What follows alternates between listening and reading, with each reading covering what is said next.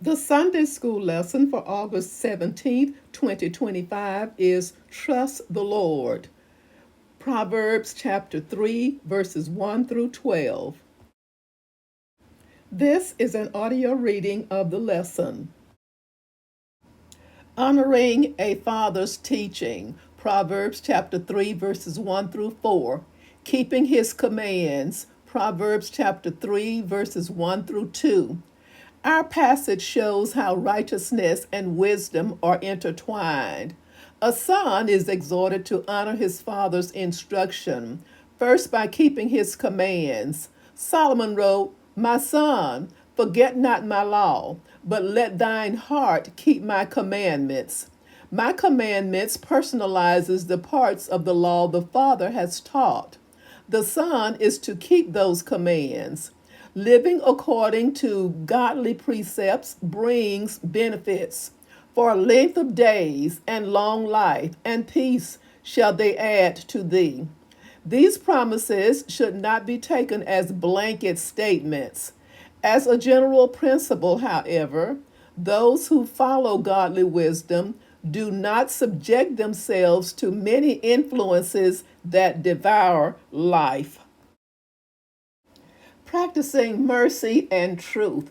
Proverbs chapter 3, verses 3 through 4. A son honors his father not only by keeping his commands, but also by exemplifying mercy and truth.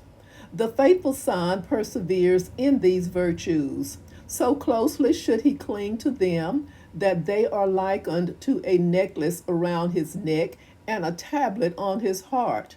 The tablet symbolizes that mercy and truth become part of the son's nature. His identity is marked by these virtues. Once again, a reward follows favor and good understanding in the sight of God and man. Favor indicates a favorable disposition of God and man. Good understanding is prudence. The promise does not imply that good people will always be popular, but it does mean that even their enemies will have no legitimate grounds for accusing them. Following the Lord's direction. Proverbs chapter 3, verses 5 through 10. Trusting Him. Proverbs chapter 3, verses 5 through 6.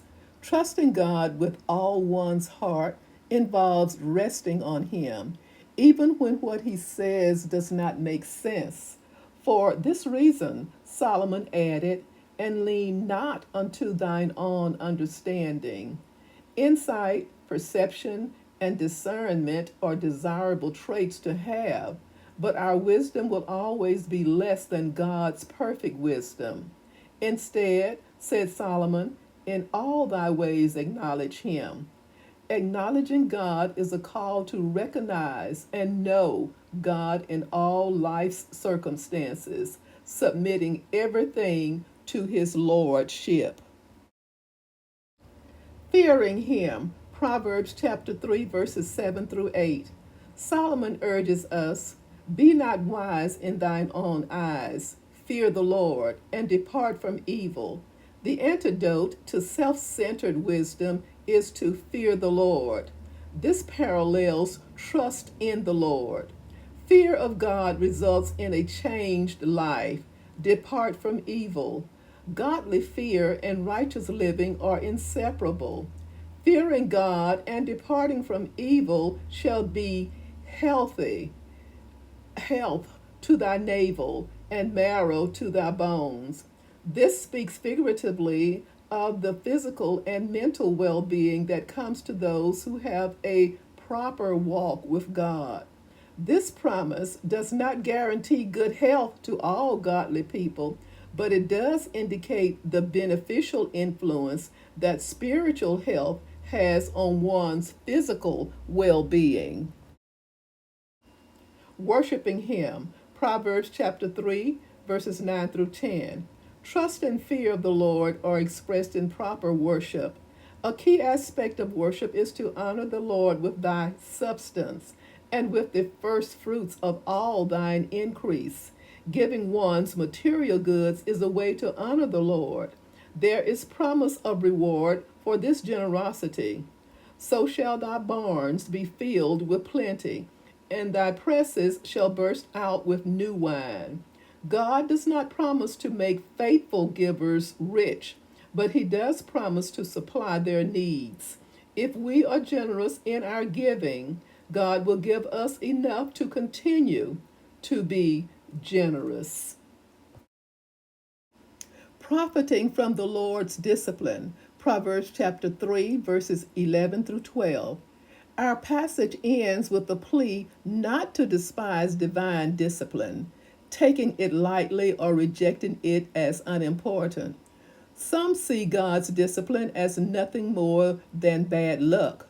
Others accuse God of being uncaring. The spiritually sensitive person, however, seeks God's perspective, knowing that whom the Lord loveth, he correcteth. Our Father does not allow us to play with sin. Solomon likened God's dealings to a father's discipline. He deals with us as a son in whom he delighteth. For a good parent, this hurts me as much as it hurts you, is true. Thank you for listening.